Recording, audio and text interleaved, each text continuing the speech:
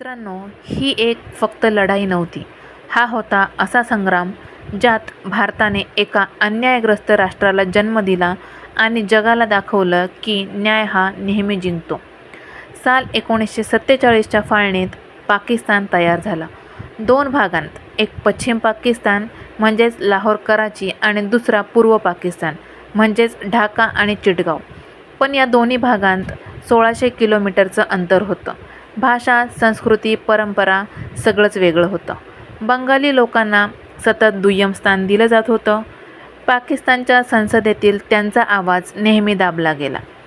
साल 1970मध्ये शेख मुजीबुर रहमान यांना निवडणुकीत बहुमत मिळवलं, पण पश्चिम पाकिस्तानातील सत्ताधीश भुट्टो आणि लष्करी हुकुमशाह याह्या खान यांनी त्यांना सत्ता दिली नाही.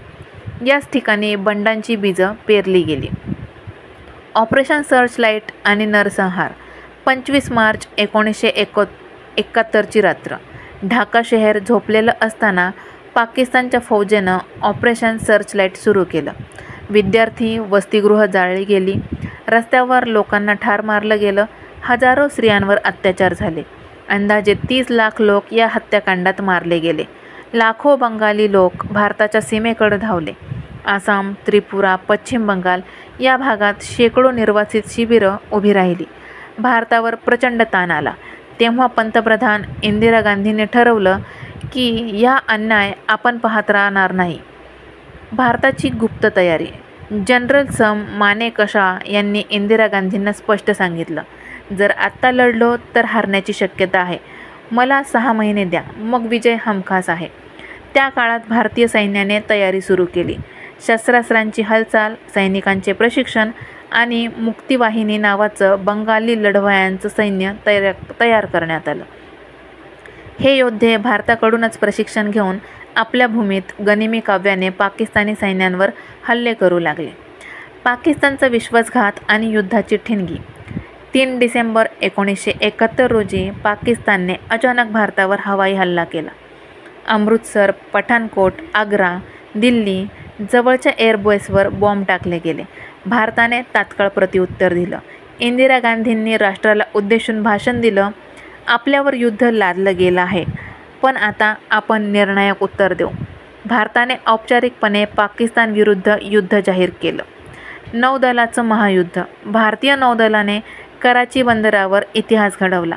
ऑपरेशन ट्रायडंट आणि ऑपरेशन पायथीन या 2 समुद्री मोहिमांनी पाकिस्तानचा तेल डेपो आणि जहाजं जाळून टाकली. कराची शहर धगधगत्या ज्वाळांनी उजळून निघालं होतं. INS विक्रांतवरून भारतीय विमाने पूर्व पाकिस्तानात धडकली आणि पाकिस्तानी नौदलाचा कणाच मोडला. यानंतर पाकिस्तानची समुद्री वाहतूक जवळजवळ संपुष्टातच आली. पूर्व पाकिस्तानातलं विजेसारखं युद्ध. भारतीय सैनिक 3 दिशांनी पूर्व पाकिस्तानात घुसले. भारतीय वायुदलाने पूर्ण आकाश ताब्यात घेतलं, तर जमिनीवर टँक आणि पायदळ सैनिक विजेच्या गतीने पुढे सरकत होते.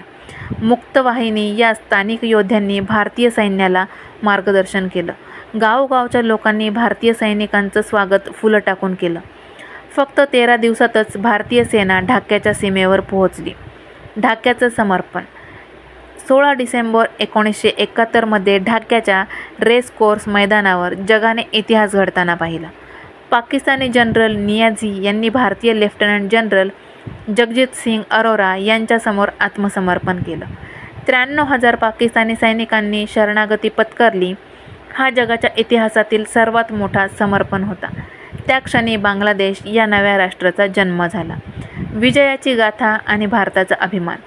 साल 1971चं युद्ध भारतासाठी केवळ लष्करी विजयच नव्हतं, तर हा होता मानवतेचा विजय, न्यायाचा विजय आणि एका नव्या राष्ट्राचा जन्म. भारतीय सैनिकांच्या बलिदानामुळे आज बांगलादेश हा स्वतंत्र आहे.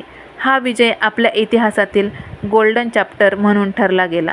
आजही जेव्हा 16 डिसेंबर येतो, तेव्हा ढाक्यात विजय दिवस साजरा होतो आणि भारतात तो दिवस आपल्या शौर्याची आठवण करून देतो. 1971 हे फक्त एक वर्ष नव्हतं, तर तो क्षण होता जेव्हा भारताने जगाला दाखवलं की अन्याय कितीही मोठा असू दे, शेवटी न्याय आणि सत्य हेच जिंकणार.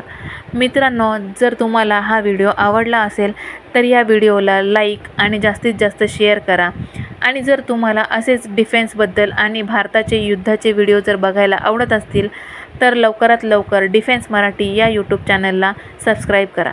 जय हिंद, जय भारत, जय महाराष्ट्र.